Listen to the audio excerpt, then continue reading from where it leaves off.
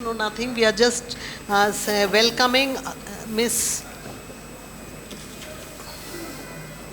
Oya Duan, journalist, film critic, and scriptwriter and consultant for TV series and feature films from Istanbul, Turkey. And the title is her keynote paper title, New Generation Turkish Film Female Directors, from Pelin Esmer to Deniz Gemse Ergüven. Miss Oya Doyan. Thank you. Hi. Hello all. Thank you for participating in my presentation. Firstly, I'm really excited about the speech today because we will talk about women in cinema. Also, we will be together in this conference for 2 days. Thank you for giving this opportunity to me. It is an honor to be here with you in this organization. Nevertheless, I haven't been in Bangladesh before. This is also very exciting for me. Maybe you will ask, who is this woman? I would like to tell about myself. I'm Oya Doğan, a Turkish journalist from Istanbul. I'm also a TV and film critic, also writer. I have 2 books. And also I am consultant for TV series and film, cinema films, and also TV presenter, also script writer.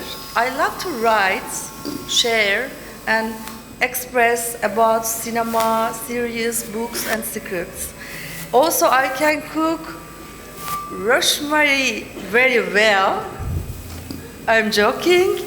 Besides joke, I want to be serious now, so I'm going to talk about new generation Turkish female directors from Pelin Esmer to Deniz Gamze Ergüven.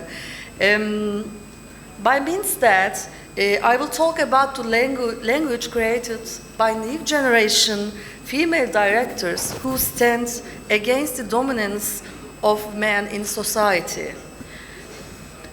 We are self-creating women. We are the women who have been under the custody of society, suppressed by our families and behind men. But we are also the ones who believe in conceiving, in a way, a different language because we exist and we are here, because as women we do have our very own voice.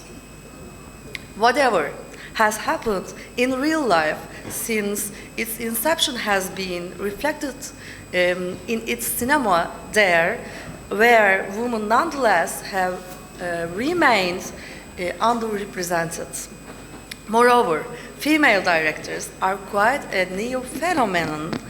It's only after 2000s when more female directors and more female centric films start emerging in cinematic environments. That is because women have long been supplemented feature to men's story. For example, in early Turkish cinema, the most important concept was family. Was family.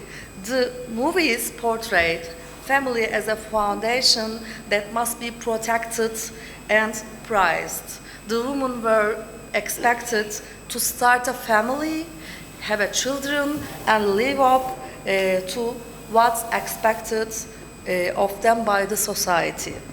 This approach has not changed for quite some time, and unfortunately, it is still same. When in Turkish cinema appeared as a kind-hearted mothers, authoritative women, victims, lovers, long-suffering wives, femme fatales, and etc. Female-driven plots have been very rare. When it did, the heroine always happened to go through disasters, only to be rescued by men.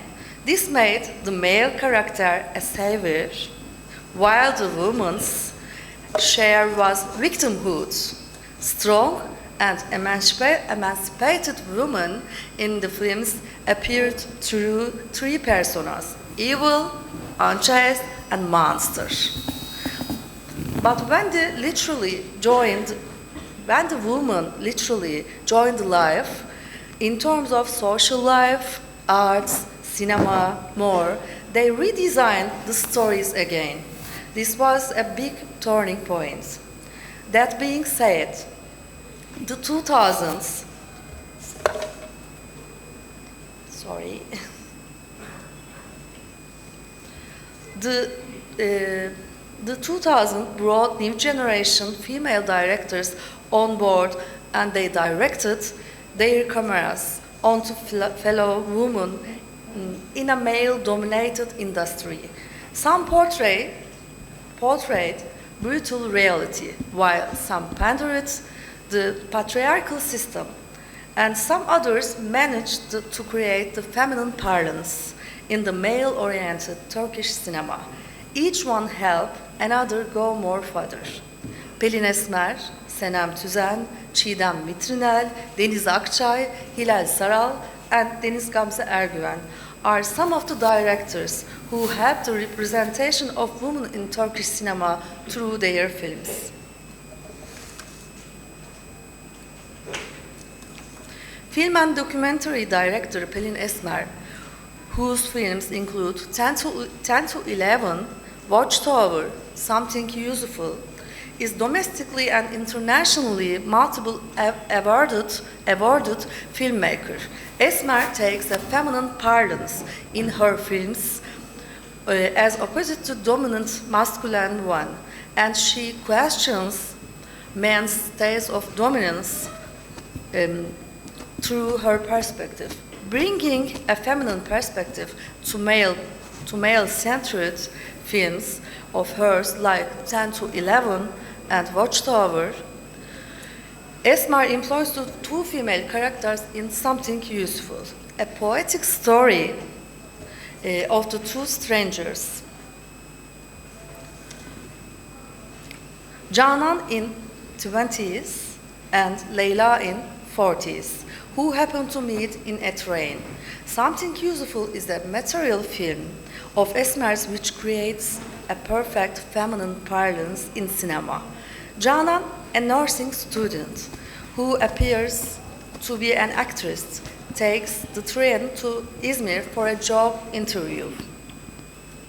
While Leyla is traveling for a school reunion after 25 years, Canan's father entrusts his daughter to Leyla, whom he sees as an older woman. Leyla, a poetess, observes Canan throughout the travel and finds out while she is en route to Izmir. Canan turns out to be traveling to assist Yavuz, paralyzed neck down, commits suicide, and Leyla takes alone. They get together at Yavuz, and the gathering is accompanied with a poetic language and cinematography. The film ends leaving us with thoughts triggered by the wind through an open window. Something Useful actually demonstrates two different lives of women in Turkey. Canan's father entrusts her to Leyla because to him, his daughter needs protection. Canan's family doesn't know about her dream of becoming an actress. Their daughter has a socially approved job anyway, nursing, which makes her father proud. On the other hand, acting is something that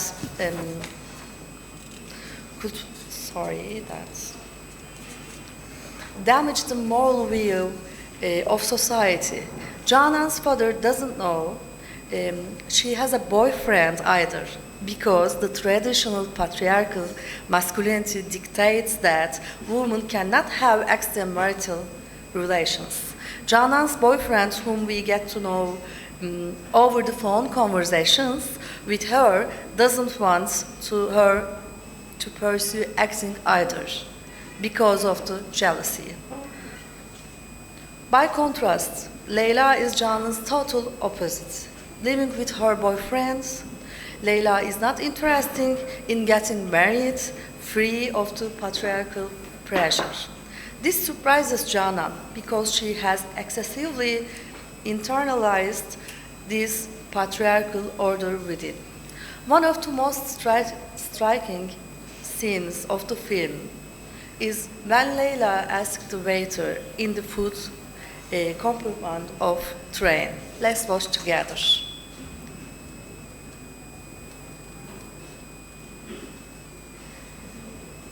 Sorry. Can you help me?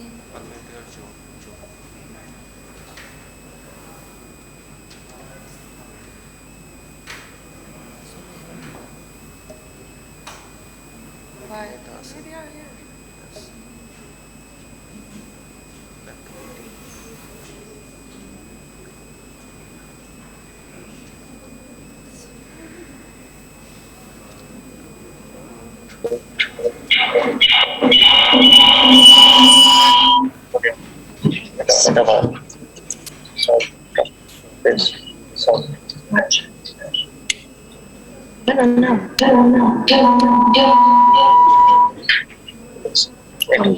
Come back Yes, to yes. my presentation, please.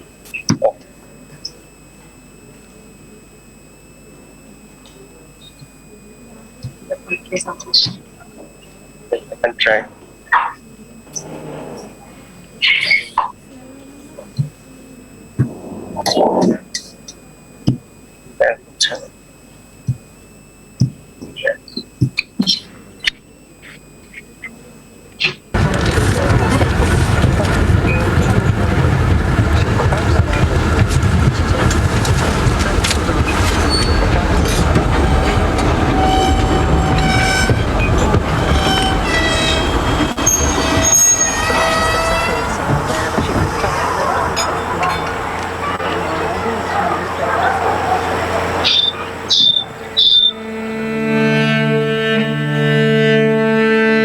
Kırmızı, yeşil, mavi, turuncu. Ben turuncuyum ve hiçbir şey turuncuyla gafil değil. Ne oldu? Niye kapatıyorsun? Ya ne olur ne olmaz. Taş falan gelir. İçki yüzünden. Yani o değil de işte. Taş falan gelmesin şimdi.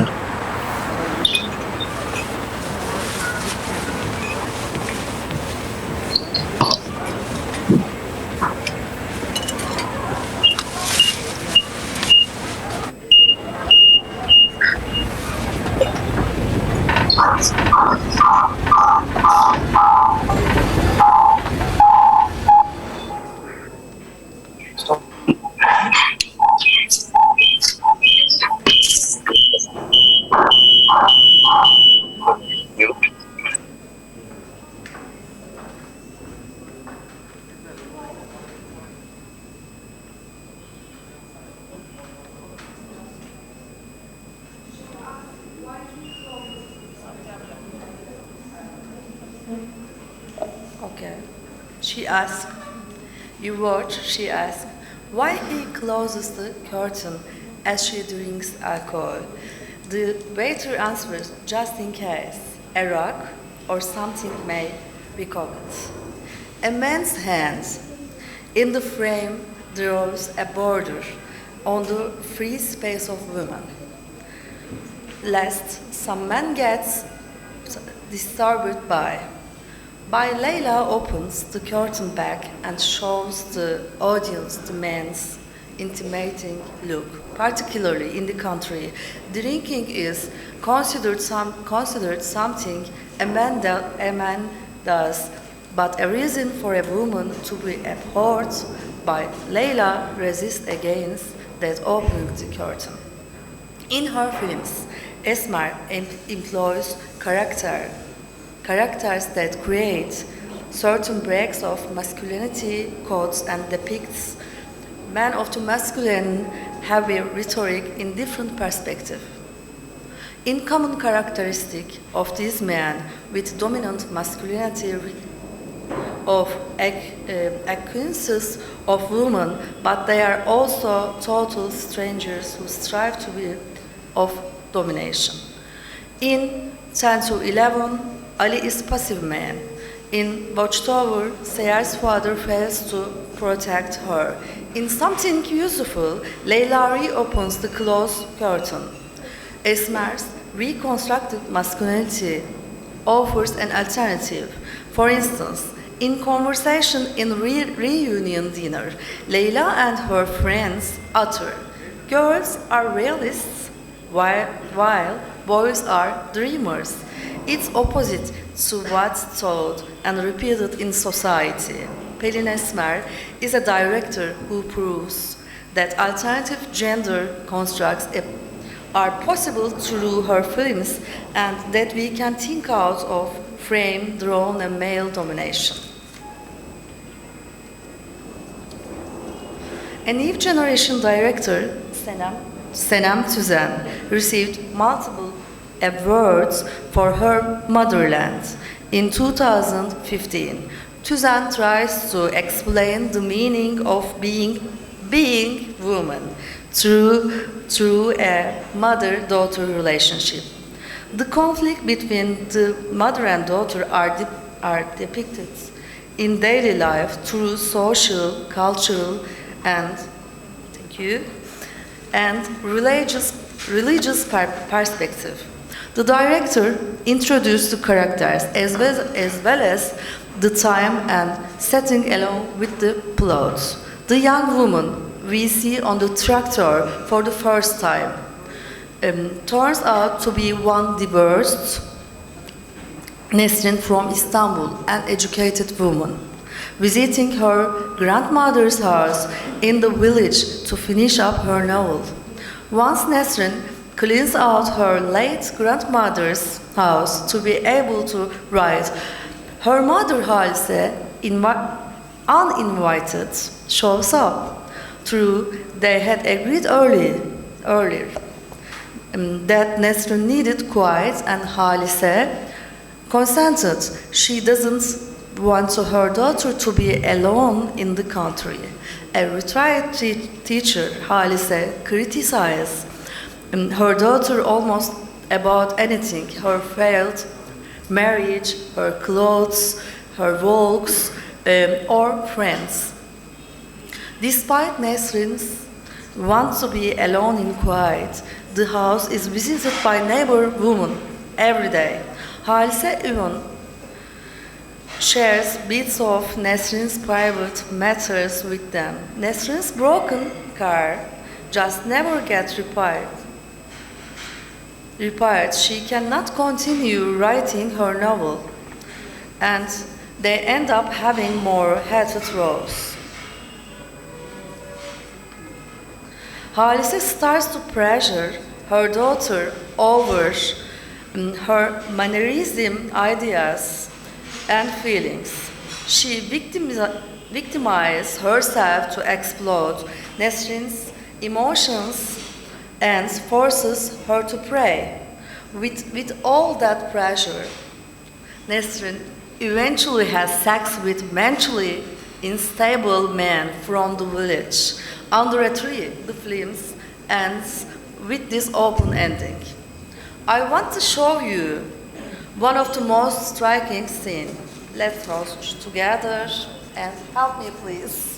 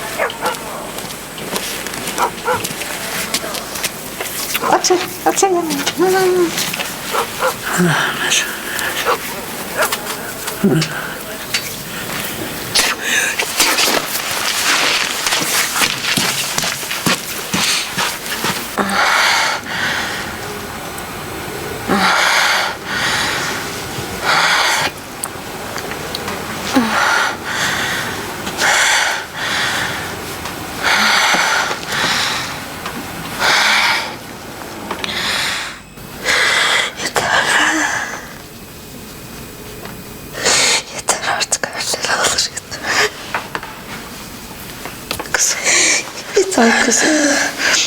Ay affedersin kızım. Gel. Okay, thank you. You watched after her mother Halise has told about Nesrin's private life. An old woman spits on her hands after recites a prayer. Nesrin shows reaction to her mother by masturbating. This incident slowly takes Nesrin to the end. And the growing social perspective, as well as the sounds of Advent tells us of the footsteps of man, ambushed to punish women, even if they are not there. Despite all that, the film ends with sex, something that tells us Nesrin rebels against the system. The film also tackles Turkey's state of being stuck between modernity and religion.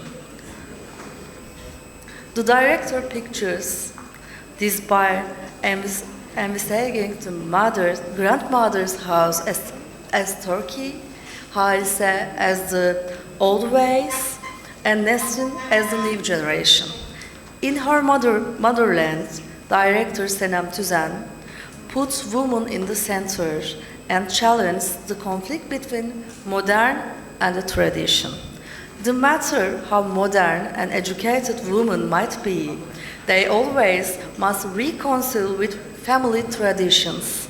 This is like a rooted but unwritten code which shuts down all resisting mechanism. The male-dominated perspective and traditions are so much internalized by women that there is no female solidarity in village where there are only women who share their problems and gossip. It is alienation of women by other women. Despite the lack of men, their dominance is still felt among them. The film voices the solid criticism for womanhood and the female point of view. And the other director is Çiğdem Vitriner.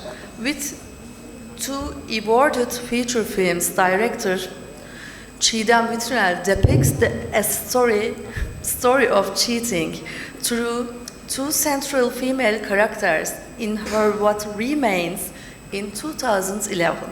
Despite the fact that infidelity has been used multiple times in every single possible aspect in cinema, in this details the worlds of the woman. Sevda is a middle-class woman, married to Cezmi, a surgeon. Her biggest dream is to move into the detached house, where she can be neighbor to classy people. Though unhappy in her marriage, she still bonds of her family and does exactly what her husband tells her to, without questioning. So she doesn't even know how to choose happiness. Sevda lives in her clean, dainty, orderly and colorless life. Despite that, Jasmine's lover, Zuhal, is a working single mom of the middle lower class with an undeterred nature who eventually ends her unhappy marriage, challenging the social norms and putting herself first. And to the contrary to what social norms dictate, she is not bothered by the fact that Cezmi is a married man. On the other hand, Cezmi is a selfish, uncaring, easily bored man who views both women the same. The film begins with Cezmi and Sevda's lovemaking. The very first scene shows us that Sevda is not enjoying the sex with her husband. It is no more than the duty for her. Even so, Sevda fixates on the Jasmine's wardrobe's belt on the floor. All she wants is to pick it up off the floor. Conversely, we were introduced to Zuhal with her Aniti home. She and her child leave the apartment quickly as they are already late, with the stark difference between the two women. We see that despite unhappiness, there is an order in the first home, while the second one might be messy, but that messiness stands for emancipation. Sevda asks Jasmine to buy a house, to which Jasmine rejects. But when Jasmine wants to rent an apartment to Zuhal, this time Jasmine is rejected. Because Zuhal is not interested in money, when Sevda finds out about her husband's infidelity from a short talk, she tells her mother about it. But her mother advises her not to end her marriage, and Sevda agrees, unfortunately. On the other hand, Zuhal ends her relationship with Jasmine as he ignores what she is telling him and instead tries to place on order with the waiter. Sevda steals the case to Zuhal's house from Jasmine's pocket and goes to Zuhal's house to understand what Jasmine finds in her. She uses Zuhal's lipstick, uses her bra and her perfumes. This is some kind of emancipation for her, but even this scares her, and she returns home to Jasmine jail, where she is voluntarily. She fulfills everything she is expected of for her husband by the society. Upon leaving him, Jasmine abuses Zuhal verbally and physically, while he never does this to Sevda. Let's see it together. Please play third movie.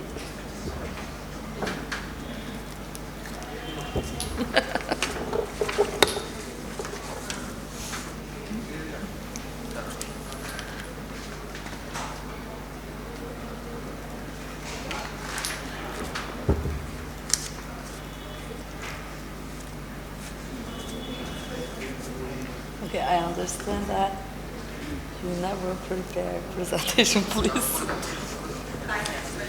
Var ya da yok, seni ilgilendirmez. Anladın mı? Bu iş bitti. Şimdi çık git buradan. Karının yanına git, cehennemin dibine git. Nereye gidiyorsan git. Ama git. Hemen çık git bu evden. Bir şey konuşuyoruz. Çıkıp gider misin lütfen? Çıkıp gider misin? Sağır mısın? Ne yapıyorsun sen? Sen ne yapıyorsun? Senle konuşuyorum. Ne biçim konuşuyorsun? Ne yapıyorsun? Çık, çekil üstümden. İstediğin zaman siktir olup gideceğim öyle mi? Evet gideceksin. Kimi buldun lan? Kimi buldun? Söyle bana kimi buldun? Şşş! Kimi buldun? Kim var söylesene. Anlatsana. Benden daha iyi mi sikiyor ha? Nasıl sikiyor ha? Nasıl sikiyorsunuz? Anlatsana. Anlatsana. Tamam mı güzel sikiyorsun ha? Ne yapıyor? Ne yapıyor? Söyle.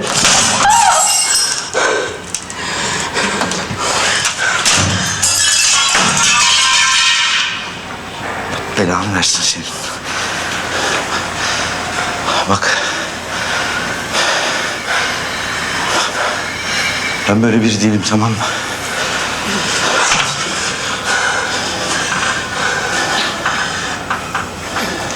Git buradan. Zuhal. Zuhal. Bunu sen yaptın mı? Orospu bunu sen yaptın mı? Git buradan! Git! Since Sevda is programmed not to survive without Jasmine believes in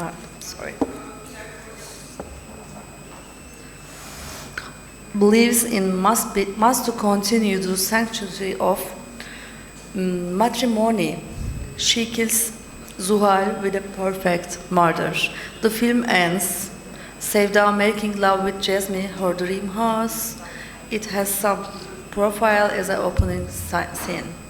Sevda is unhappy, but she has managed keep her family intact, although she has become a murderer for it.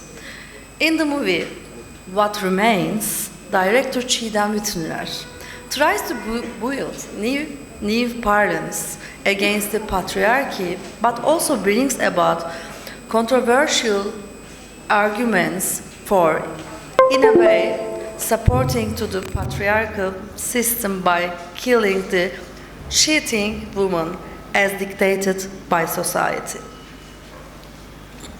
Another director, known as a successful TV show writer, Deniz Akçay, is a director who received national and international awards for her Nobody's Home. Turkish name is Köksüz. Written and directed by herself. As her own mother told, "This is us." Upon seeing the film, Nobody's Home is narrated in a practical and plain language with which undoubtedly every mother and daughter would identify. The film tells the story of a family in which Nurcan is a cleaning-obsessed woman who cannot accept her husband's death and is dedicated to her daughter. Feride is a woman who tries to make her mother happy and is also dedicated to her daughter. İlker is going through poverty troubles, and Özge grows up watching all that's happening quietly. The invisible lead of the film is the late father, because he is with them like a ghost. Feride assumes the father role to protect the family. Over time, she fully identifies herself as such and becomes the head of the house. However, this drags the family into inconceivable drama. Nurcan identifies Feride with her late husband, while the brother İlker, disturbed by the casting of this role to her sister, becomes distant from the family. The younger sibling, on the other hand, is racked with loneliness. Feride decides to get married to break away from duty, which leads to an even bigger disaster. Feride is in very beginning appears as a character stuck between her own life and being the head of the house in nobody's home. She asks for permission to go out with her flirt at the age of 33. But her mother asks her to cancel it because a pipe explodes in the house. Feride brings her boyfriend home to mend the pipe, which means only man can fix a problem at home. Güla, Feride's boyfriend, whom she leans on for anything, is liked by Nurcan and allowed to marry her daughter because the family would eventually collapse with a father and Feride would rid of the overbearing father role. Despite all that, Nurcan, obsessed with her daughter, tries everything to stop this marriage. Let's see together. Please, 4. Yok estağfurullah, ne zahmeti? Feride tenezzül etmedi mi? Onun toplantısı vardı. Bitmez onun toplantıları. Müdür falan olsa ne yapacak bilmem. Yazıhanede yatar kalkar artık. Olan sana olacak oğlum. Evde kadını bulabilirsen aşk olsun. O zaman Üst şiddet bitsin.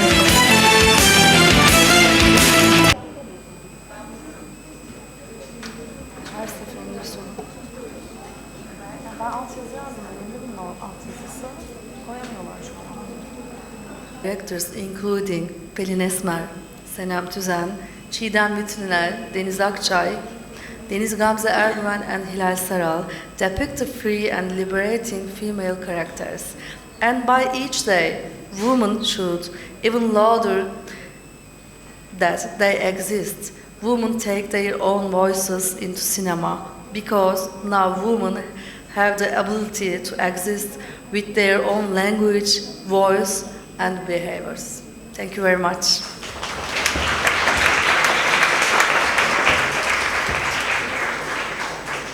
But now, sorry, Zühre, can I take my phone?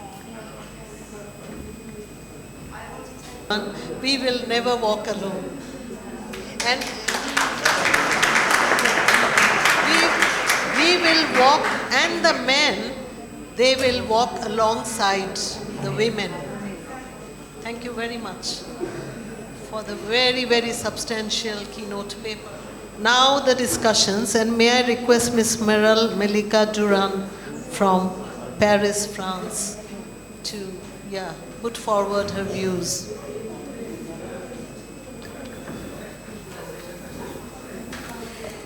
I am very pleased to hear Oya, because it was a very important, for who did not know, I'm coming from France, but I live between Los Angeles, France, and I'm originally from Turkey. I'm Turkish as well. That's why her presentation is even more important for me, because she showed a face as a secular and, a laïc, secular, she's coming from Turkey, which is a laïc and secular country, where women are free, of course, but we are all free. I mean, there's a lot of countries which we're talking about equality and freedom and everything, but still we have some very important unseen rules or traditions which is on top of our head, like the Damocles sword, which is just like here. Sometimes you don't hear it, sometimes you don't see it, but you feel it on your everyday life. You feel it because the path is not open for women. The path is always like more difficult to go. Roads are more difficult for women. Going to have the guts and have the courage to do movies and talking about our own situations, our own emotions and feelings, and being fearless is sometimes also very dangerous for women, depending where you are. And even in some, even if you feel very secure, sometimes you have not the legal structure to protect you. And in this presentation, we saw she was talking about a lot of new filmmaker and cinematographer from Turkey, which some of them are my friend, and especially the last one, Hilal Saral, who did this amazing TV shows, names Fatma Gül'ün Suçu Ne, what was it for, Fatma Gül. It's a global issue, rape and gang rape, and it's a real global, painful issue. It's not, we cannot point a finger in one country or another. It's a real struggling problem where we are facing right now. And in this, we see that we are not alone, for sure.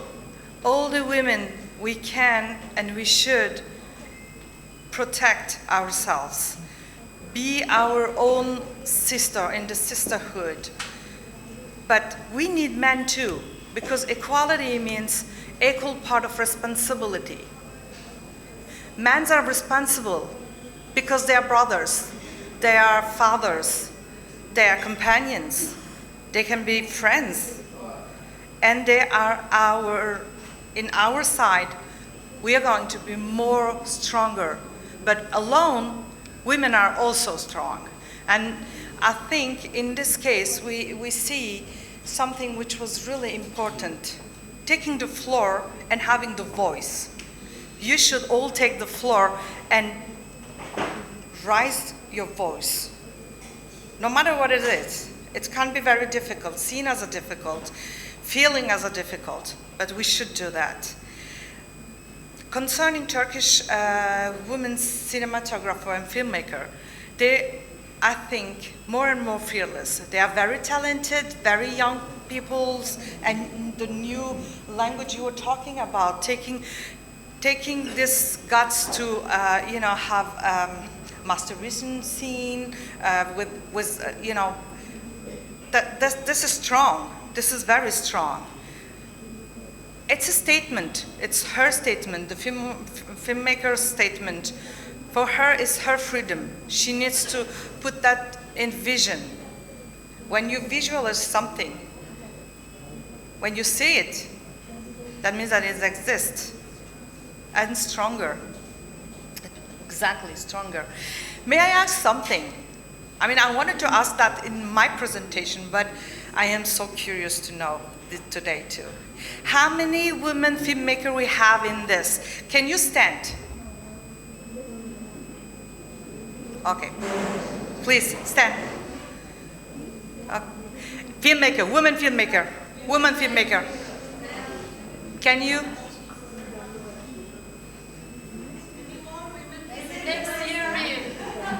Next year. Okay. I was asking for women first. And how many of you from Bangladesh want to be a filmmaker, or pretending or wanted to be a filmmaker? Men and women, doesn't matter. Anyone? Can you just stand? Okay, you're studying film. Okay. Thank you then, because you're going to be our bright voice for the next future.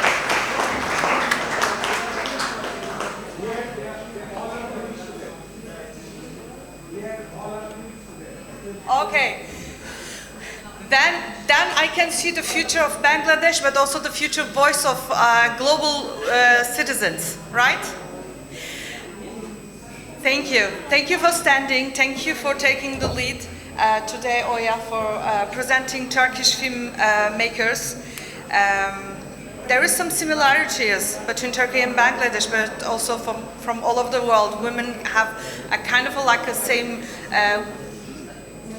way of living or trying to fight against what is not right. And I hope to see more women and more Bangladesh filmmakers for my next trip in Bangladesh. I hope so. Thank you for having me in this session as well.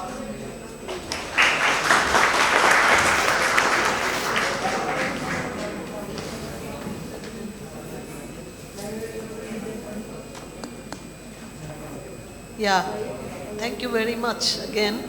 And now our next discussant is Miss Yana Likarska, Bulgarian filmmaker, graduated with an MFA in film directing from Chung-On University, Seoul, with the award-winning short film The Bridge. It's Yana. Hello everybody. So as you heard, I'm from Bulgaria. Bulgaria is a country right next to Turkey. So we are neighbors.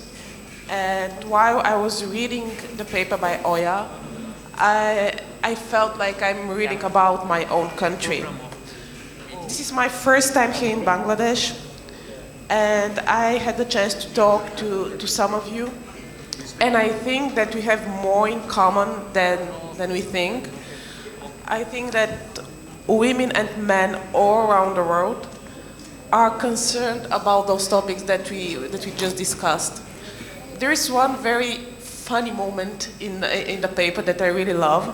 It's about the mother who asks the boyfriend to come and fix the sink at home because wow, you have a boyfriend, so you have a man next to you, so he is supposed to be able to fix the bulb, the sink, or I don't know, anything this is a guy's job. And I don't know about you guys, but honestly, for me as a woman, I don't want to have a man just because he can fix my sink.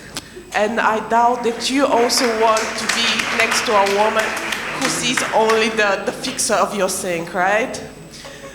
So I think this is something that we need to work on. I have the feeling that this comes from past traditional gender roles. Back in the days when we didn't have so many technology and so many things that make our lives easier, of course it was the man's job to do those things because it was hard, it's heavy. You need physical power that quite often women really lack. But nowadays, things have changed, and it's our job, and it's your job as the new generation, the future generation, to change this and to be equal. And there's also one more thing that I find really interesting in the paper is that sometimes I have the feeling that we women are our worst enemy because we are kind of afraid when we see an emancipated woman. Quite often, we are kind of taken back by the power of our women. We are kind of afraid to see a woman speaking out. The last scene from Fatma Gül, this is so powerful, and it's the fact that she managed to stand there and be different, to stand there with her face against everybody. I think this is the most difficult part. Be different, because still women who talk out loud about inequality, about feminism, about emancipation, they are not so many. So they are being stared, they are being pointed at. Or if it is a guy, because there are also many men who are also supporting this cause, and they are also for equality, and they are also being singled out. And this is still a problem. I think we need to work more on that. And thank you so much for the paper. Yes. Thank you very much for the keynote paper and for the discussions. It was very, very enriching and eye-opening. But one thing I think we will all admit about the universality of human psyche, you see, the social structure and everything is embedded deep within, and out of which we need to come out, and we are coming out through our younger generation and the lovely boys and girls sitting along with us, nodding their heads and agreeing very, very strongly. But then we need to be together to see our past, the future, and obviously the present. Thank you very much for your patience, dear audience and our participants, and we hope to see more fulfilling programs and segments in the future. I won't prolong it because Ahmad has already warned me that we don't have time left. Time is up.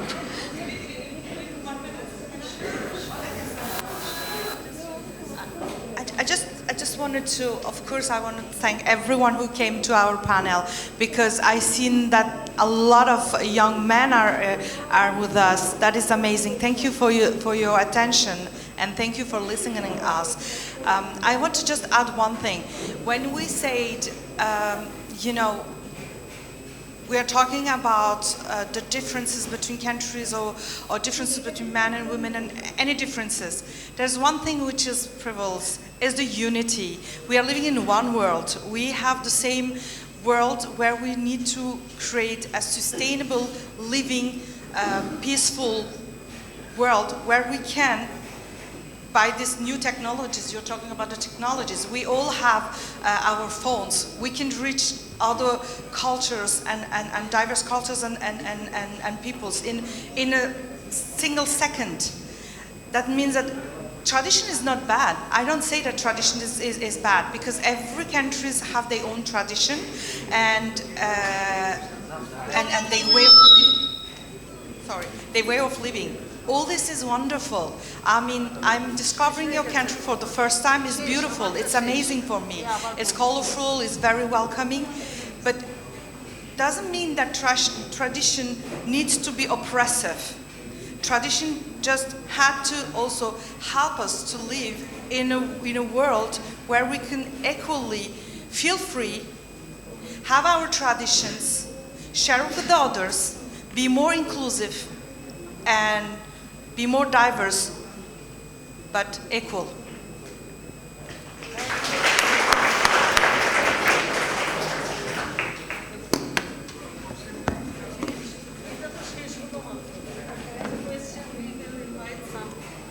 May we invite some questions from the audience? Any questions? Don't be afraid.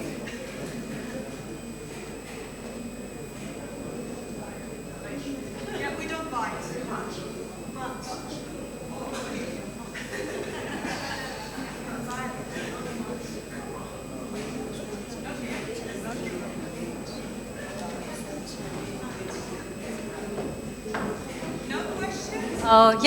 So thank you for the lovely presentation.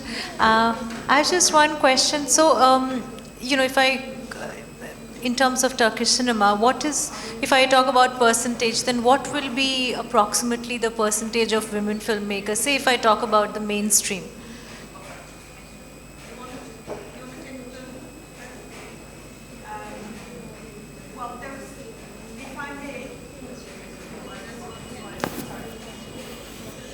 If I may think about it, since that there is also a huge support from the government, it is a reality. Turkey is Turkey is also a part of the Council of Europe. It's not part of the EU. The difference is perhaps difficult for you, but for us technically is very clear. Turkey even being considered as one of the countries who's main countries of the Council of Europe, and is part of being part of the Council of Europe is also part of the Euroimage, and then take a lot of support from Europe for movies. But the governments also give some incentives for women, and especially last many years, and which is great. Then we saw more possibilities for women to be more productive, which is better, of course, but it's not. I think it's less than 22%. Less than 22% is not that much. Yeah, yes, but it's just a 22% when you also take, I'm not talking about only filmmakers who's doing features, but I'm also taking, the ones who is in large, really in large, was the, script writers, and with also, technical women who's trying to be working with the TV series, because Turkey gone very huge in TV series. After the US, they are the country who's selling the most series in the world. That is, many years ago we were talking mostly about Brazil, who was selling series around the world. Now it's Turkey. I'm not talking about the content. But I was just giving the example of it. Of course, a lot of features and shorts are also selling, but in TV series, Turkey is the number 2 after US.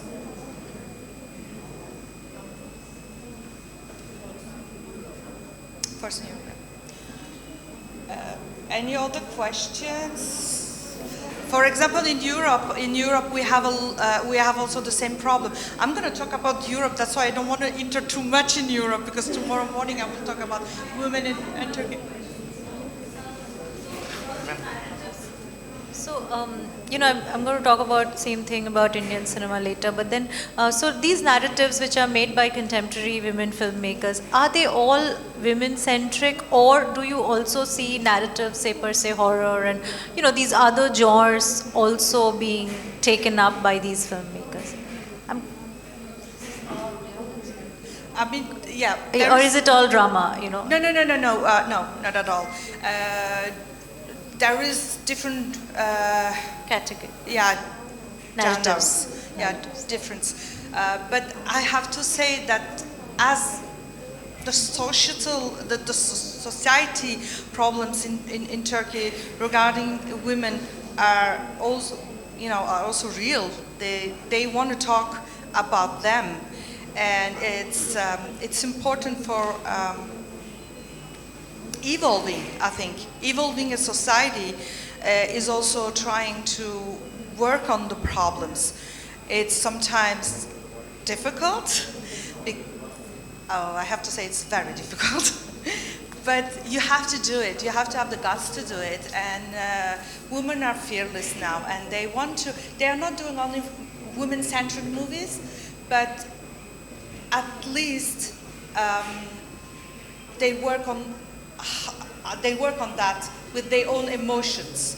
And there is different gender, comedies and drama, whatnots, all over the world. But in Turkey, as we're talking about Turkey, they started to also, they also try to bring men to the problems of women, to try to experience it with them, how they feel in the movies.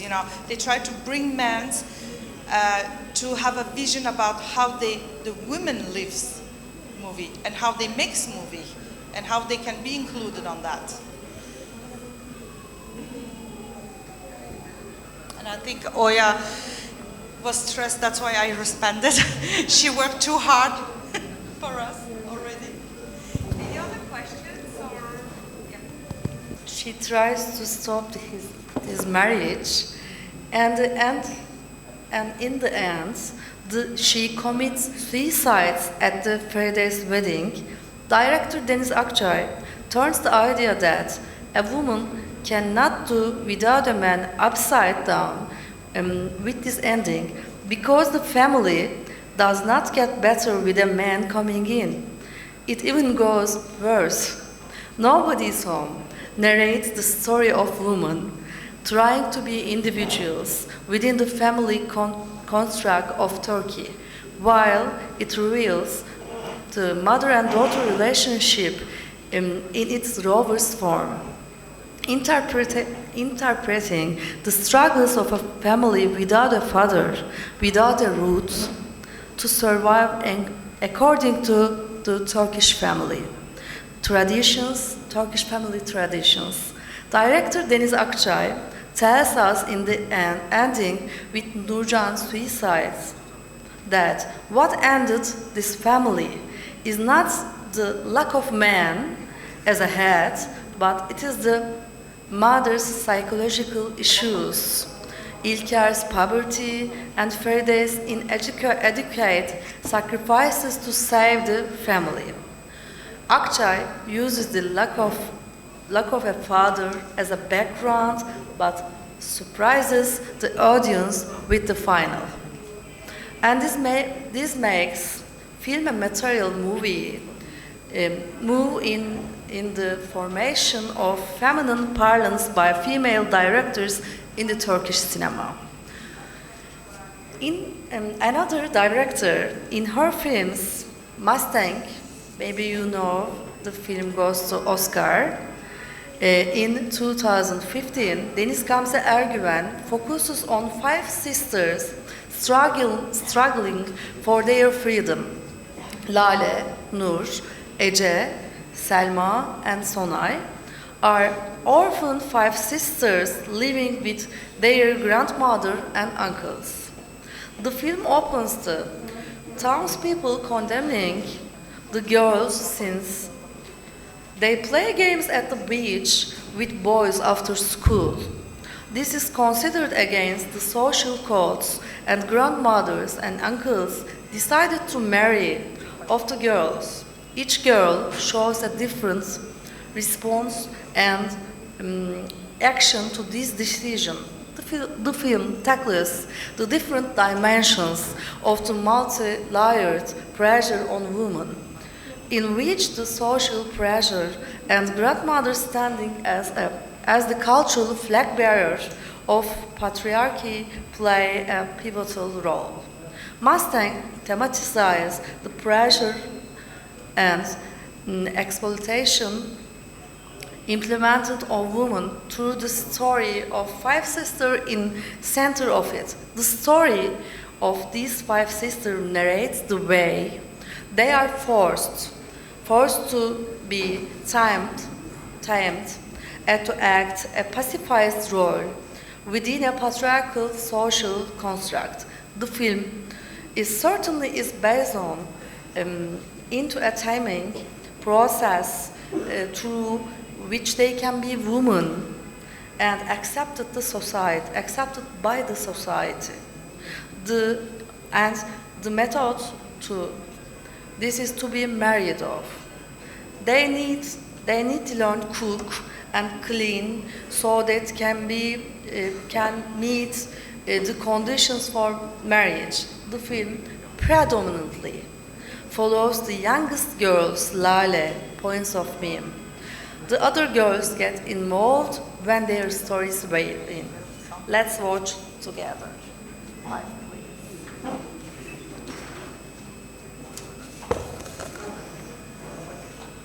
Eline yakışıyor. Bayağı beceriyorsun. Hanım oldun artık sen. Ha? Yakında da evleneceksin. Nasıl? Kızım artık genç kız oldun. Ben de senin yaşında evlenmiştim. Öyle gerekti o zamanlar, öyle oldu. Evlenmek mi? Ben mi? Tabii ki sen. Kimle evleneceğim? Sen evlenmek isteyeceksin de biz sana damat mı bulamayacağız? Ben de senin yaşındayken evlendim, kocamı hiç tanımıyordum. Sonradan tanıdım, sevdim. Sen de seversin. Hatta aşık olursun. İnsan bu yaşlarda çok kolay aşık olur. Şaka yapıyorsun değil mi? Hayır.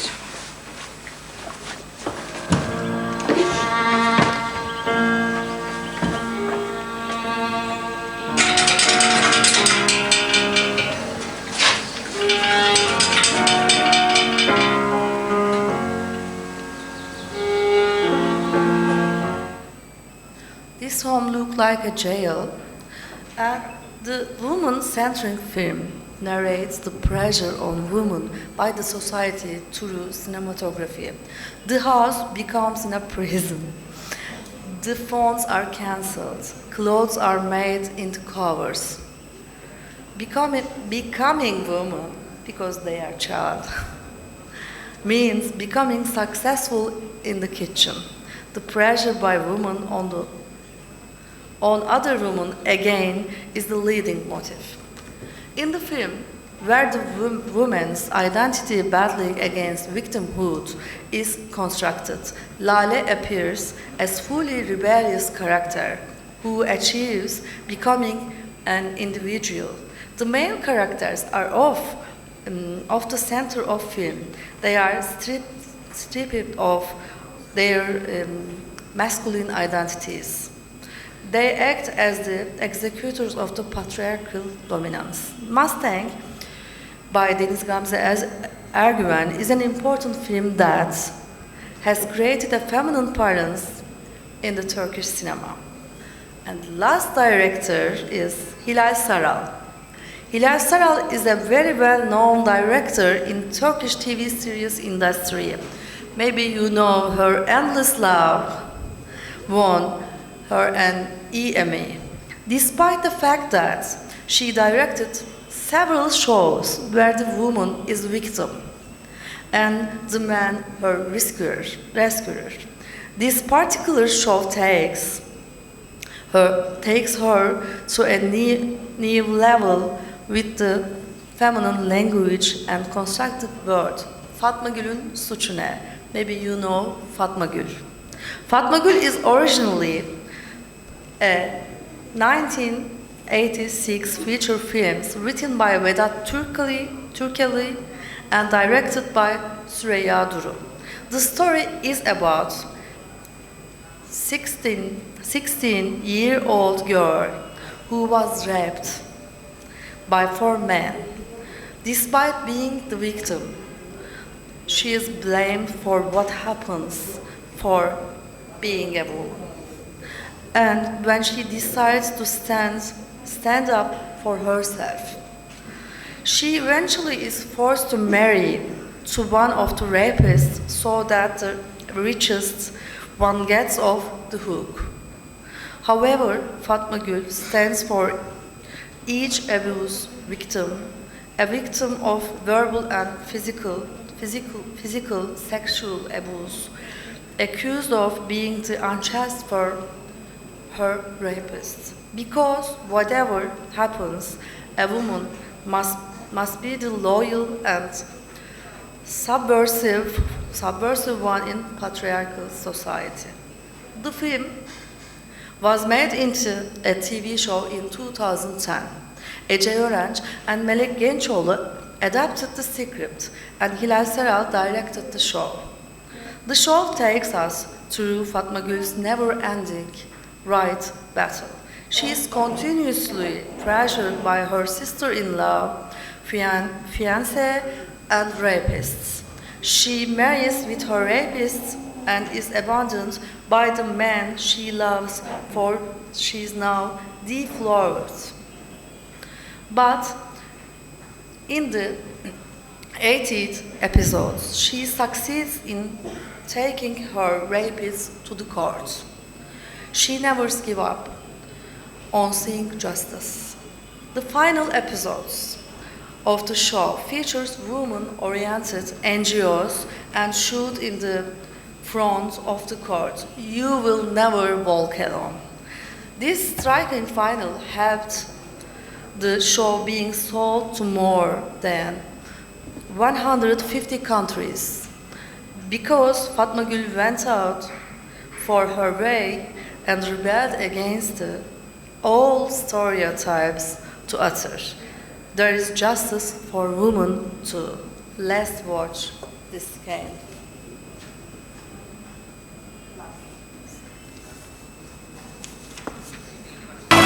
Kadına, güçsüze şiddet bitsin.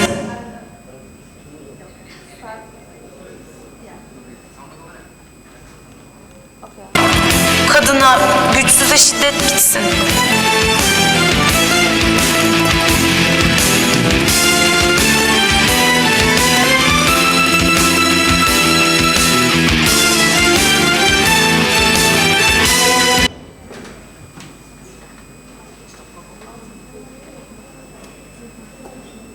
Asking if you ask me, permit me to speak of my own personal anecdote, not in terms of filmmaking, because I'm still waiting for that day. I'm still too young, you know.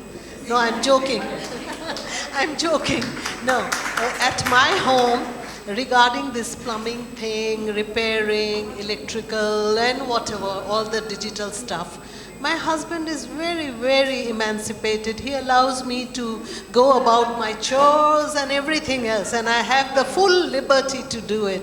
So I'm a very happy person, not having to sit down, you know, put my feet up and watch the movies and enjoy my retired life like my husband. So I'm a happy person. But I haven't yet embarked on my filmmaking and other activities. I'll give you the feedbacks. Thank you very much. So, can we wind up? Because Ahmad, he wants me to wind up. He kept on reminding me. Thank you very, very much. And the second session is about to begin, but don't worry. We want you all to be here for more exciting things to come. Thank you very much. And enjoy the lunch.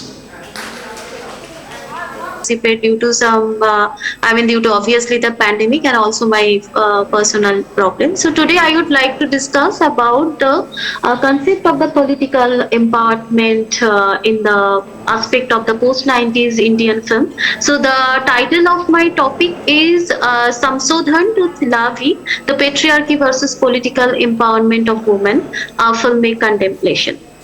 So often our Indian films, it's reflect our culture while simultaneously serving as an element that constitutes. And in my discussion, the term the political empowerment of women will be depicting in the context of the post-90s Indian films, which will be explored that how the term political empowerment of women and their power of the capacities are regulated within the Indian democracy.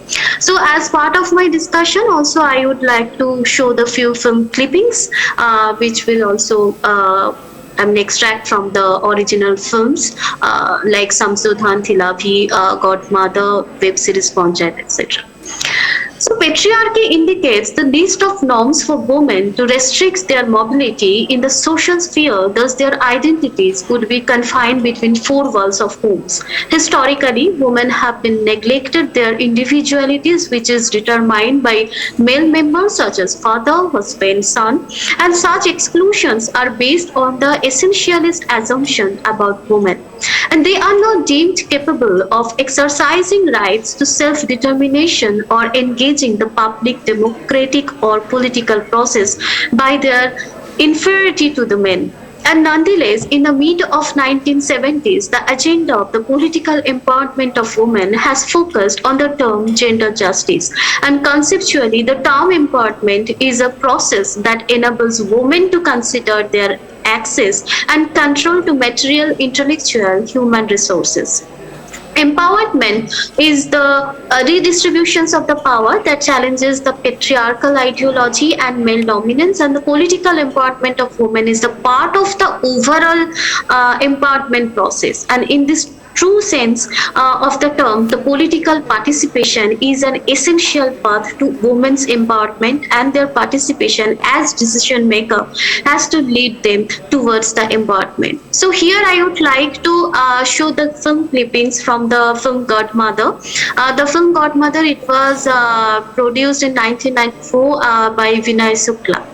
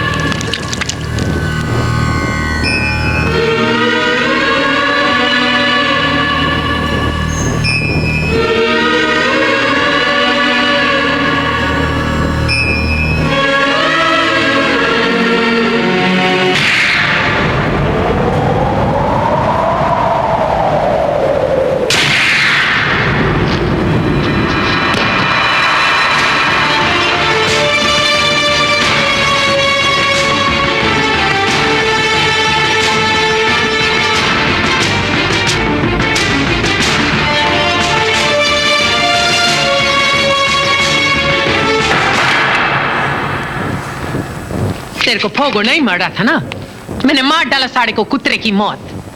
आज मरेगी तेरे भाई की आत्मा को शांति। आंखें फाड़ फाड़ के क्या देख रहा है? औरत की अकल चूड़ा फूंकने में नहीं फूंक जाती, मर्द उस पे पांव धर के खड़ा हो जाता है। बोल देना अपने केसू भाई को कि ताड़ू का पंचायत का चुनाव में लड़ूंगी।